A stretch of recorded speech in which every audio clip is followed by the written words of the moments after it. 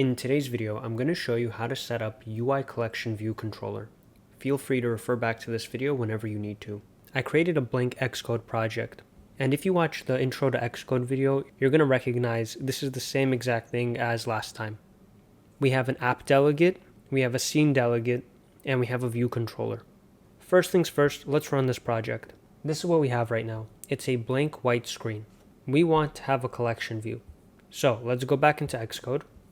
We're going to go into our scene delegate, and you'll notice that we didn't actually set up anything. We didn't root our view controller in the scene delegate, so let's do that now. We're going to go to this function in the scene delegate file. We're going to enter a few times, and we're going to say window.rootViewController equal view controller, which is this view controller here. When we run it, we get a black screen now. Let's change the color. We're going to go to our view controller file, and we're going to say view.backgroundColor equals .white.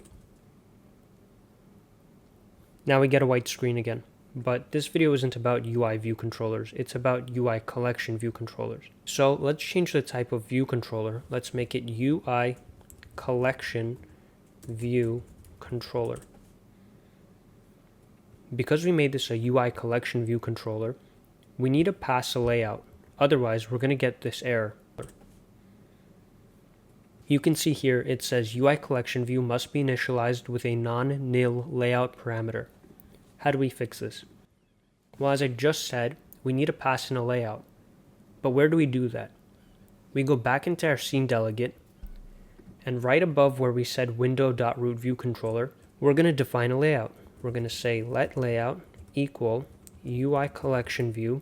And you're going to see here in the suggestions, we have UI collection view layout and we have UI collection view flow layout. For this project, we're just going to do UI collection view flow layout. In another video, we can go through all the differences and how to use each one. But all you need to know is that UI collection view flow layout automatically arranges your collection view into a grid, which is what we're going to want for this project just for its simplicity. I made this quick graphic to show you the difference between UI collection view flow layout and UI collection view layout. Flow layout is arranged in a grid pattern with columns and rows. With UI collection view layout, you can get this effect, but it would be easier just to use flow layout if you want a grid layout.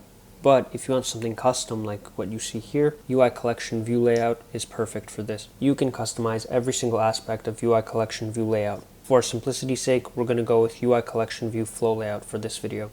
It's more ready to use out of box. Now when we root our view controller, I'm just going to delete these parentheses here, and I'm going to type open parenthesis. And now you can see we have three different options. We have a coder parameter, we can pass a collection view layout parameter, and a nib name and bundle. We're going to press collection view layout. And you might have guessed, we're going to pass in this layout that we defined up here. Now when we run it, everything works. No error, we get our white screen again, but there's nothing happening on the screen, nothing eventful. So let's start setting up our collection view. We're going to go down here, outside of the viewDidLoad function, and we're going to type in cell for item at. And what this function does is it lets us set up our cell. So how do we use this? We say let cell equal collectionView.dequeue reusable cell with reuse identifier. And here it's asking for an identifier. I'm going to type in cell ID, but you can name it whatever you want. And for index path, we're going to pass in this index path up here. So we're just going to type in index path. And then at the very end of this function, we have to return that cell we just created. Now, we created our cell in this function, but now we have to register it within the collection view controller. We go into our viewDidLoad and we say collectionView.register. And now here it's asking for two things. It's asking for a cell class and a reuse identifier. You'll notice that down here we created a reuse identifier, and it's very important that these two match. So if down here we said cell ID, then up here we have to say cell ID. And for the cell class, it's going to be UI collection view cell.self. So far, it might have been really confusing, right? It's a lot of things you have to remember. You have to remember to register the cell, you have to remember this function, you have to pass a layout. It seems like a lot. And I won't lie, it kind of is. When you set up a collection view controller, there's a lot of steps you have to do just to get a basic layout. If we run this, we're still not even going to have a basic layout. We're still going to have that white screen. There's more setup to do. But I don't want you to get overwhelmed. We're almost done here. So we created a cell here, and we've registered it with our collection view. We're telling it, look out for a collection view cell with this identifier. We're going to have some on the screen right now. But how do we let it know how many cells we're going to have? Well, for that, that's a different function. We're going to say number of items in section, and we're going to return 5, or however many you want. Now, let's run this. And you might see nothing happen. But that's not really true. Something did happen, we just can't see it. For that, we have to come back to our cell for item function, and we have to say cell.background color equals, you can do any color except clear, of course. I'm going to do red. And here you see we have 5 collection view cells. Right now it's organized in a row and column layout, which is what we defined up here. We wanted a UI collection view flow layout, so it's going to organize it in columns and rows. If I render out 50 here, you're going to see the same thing. It's all columns and rows. Now, is it possible to adjust the size? Yes, actually, it is. For that, that's another function.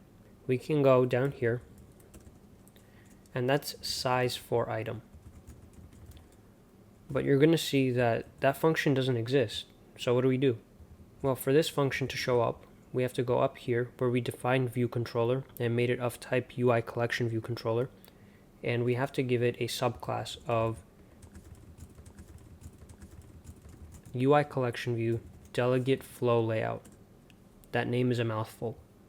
But now, down here, we have a size for item function. And this expects a simple CG size. So I'm going to say return CG size, width and height.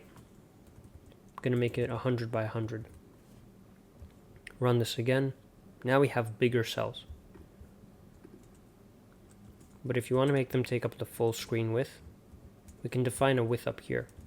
Let width equal view.frame.width. And pass that width here.